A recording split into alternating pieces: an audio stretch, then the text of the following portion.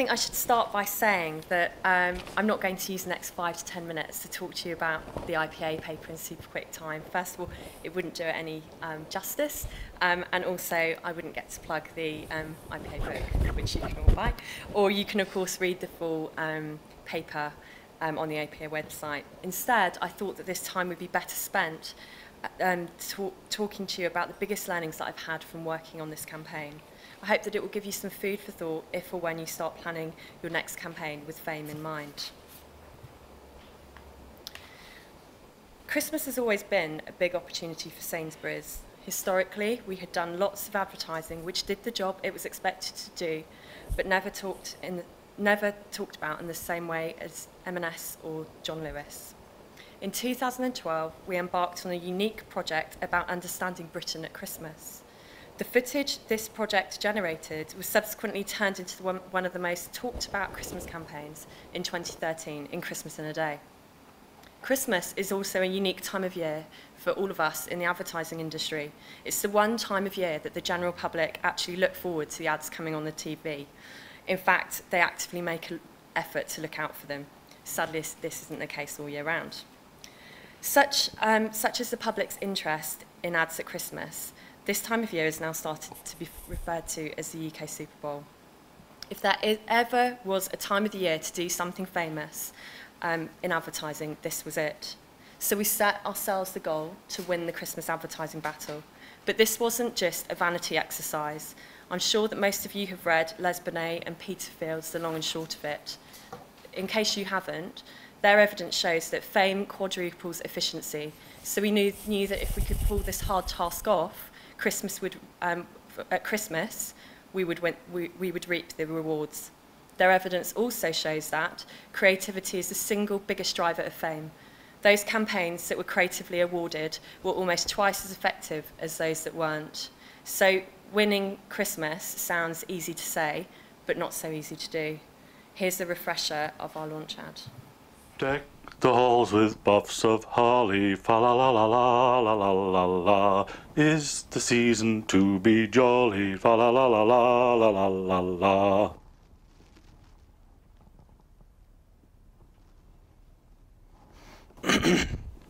Say it too. Easy steps to a beautiful tree. Christmas tree. Come on, it's only about another half a mile. Oh, that's good actually. It's a bit pushy. Christmas, now, 25th of December, devoted especially to family reunion and merry-making.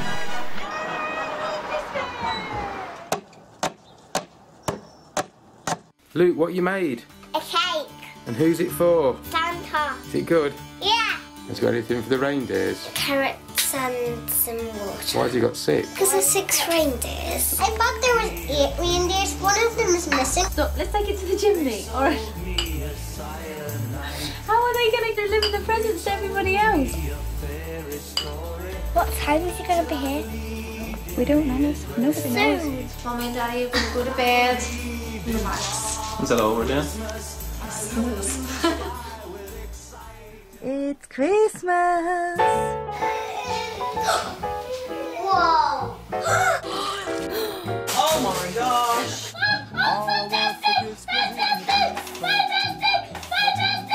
You don't like it? Oh, it's just some radiator kids.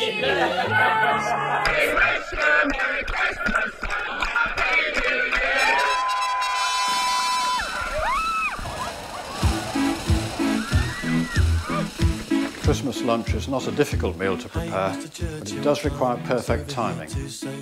Now, to achieve that, I have the traditional Christmas spreadsheet. This ensures that the timing is absolutely perfect. 1 hour 85, that's not right. That's 1 hour 60. What? I don't know. Right, there we go. Come along, please, we're busy enough. Merry Christmas, everyone. Well, it did all come together at 1 o'clock, so cheers, happy Christmas. Everyone, we're going to wish your Dad Merry Christmas in Afghanistan. Millie gonna say first? Okay. Hi Dad, hope you have a good time out there. Merry Christmas, love you loads, James. Ben? Hi Dad. I just wish you could be here for Christmas and wish you lots of love, Bethany. On that starry Christmas Eve, Santa came to say, I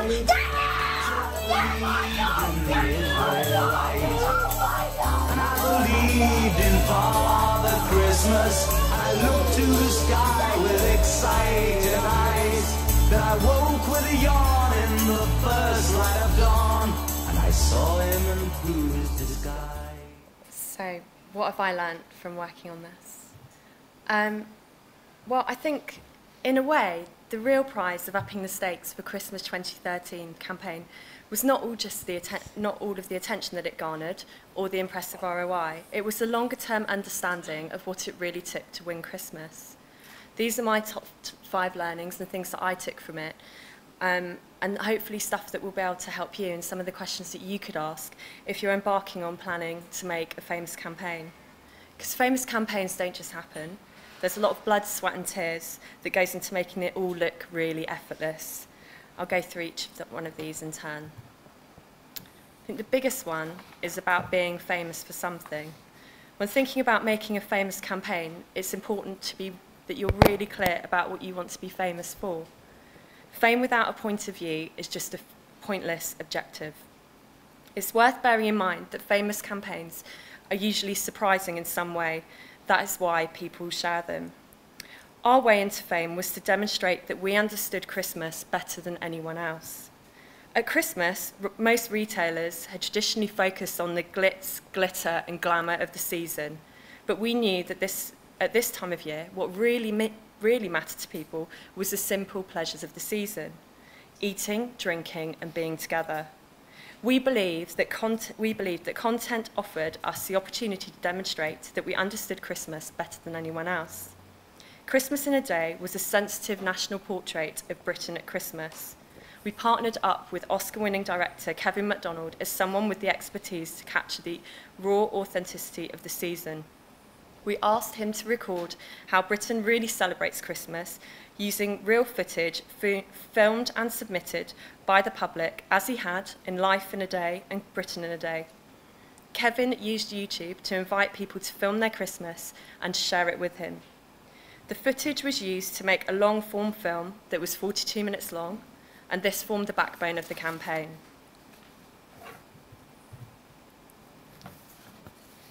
By its very nature, Christmas in a Day featured a range of emotions. The film and the 3.5-minute ad took the audience on an emotional roller coaster of laugh-out-loud highs, like the overexcited little boy coming downstairs to find his Christmas presents on Christmas morning, to the dancing granddad, and to the woman trying to plan her turkey with a massive G&T in front of her and getting all confused about the timings. This was contrasted with other heartfelt moments, like when the dad returned from Afghanistan, that made the nation bawl our eyes out. We always talked about the light and shade in the story, and we actively planned content around those moments. We knew that if we could create comms that made people feel something, that would be what would make it memorable. Indeed, to quote American author, poet Maya Angelou, who said, "I've learnt that people will forget what you said, people will forget what you did, but people will never forget how you made them feel." Think about this at the start of the process and how you want to make people feel, and make sure that you include that in the brief.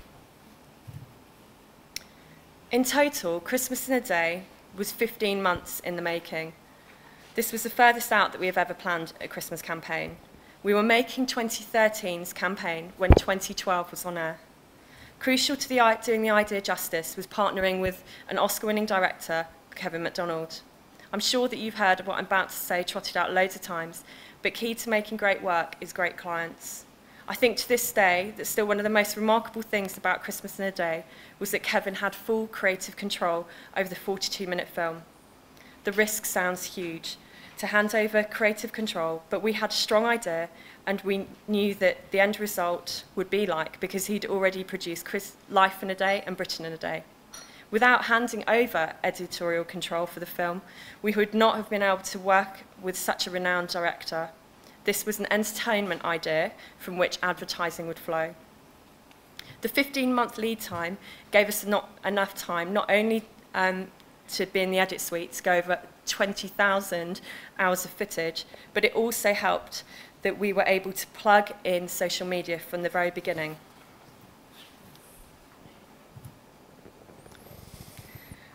From analysis of social media mentions of other Christmas campaigns, we knew that the first 10 days are crucial in driving the talkability as high as possible. Interest appeared to peak at 5 days and was all but gone by 10. In planning Christmas in a day, we couldn't allow the richness of content to get lost, so we thought about how we could do the best of both. We needed to create fame at the beginning to drive the social buzz spike as high as possible, and then use additional content and the film launch to extend the impact beyond the first 10 days. We launched in paid for with a 3.5-minute spot that took up the whole ad break of Coronation Street, the ad that I showed at the beginning. We then released clips from the film at topical and relevant moments throughout the season. So 40-second Christmas Tree was released early in the season when we knew that customers were thinking about decorating their houses and their tree. And then closer to Christmas, dancing appeared when the festive season was in full swing. We used earned media to amplify these stories, and the film launched 2 weeks after initial launch on the 29th of November.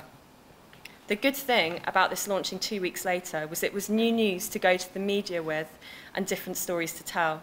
The result was a campaign with a rich and evolving narrative that lasted for well over a month. This continued momentum was crucial as customers were leaving it later than ever to do their Christmas shopping. I like to imagine that planning Christmas in a day is a bit like being in the Scouts. Be prepared was our motto, as our scenario planning sweated every single eventuality. When the campaign went live, this meant that we were best placed to respond to the media's reaction, to amplify positive coverage, like for Spreadsheet Guy, and people desperate to get hold of his spreadsheet, and to neutralise any negativity. This agile mode of thinking meant that when we were blindsided by eagle-eye viewers who spotted a co-op Christmas pudding in our ad, we managed to turn this around actually to our advantage by using it as proof of authenticity of the project and of the creative freedom that we'd actually given Kevin MacDonald. The role of strategy reached way beyond where it would normally have stopped. And finally, I'll end on this quote, which I mentioned before, but I think the biggest takeout is probably go big or go home. Thank you.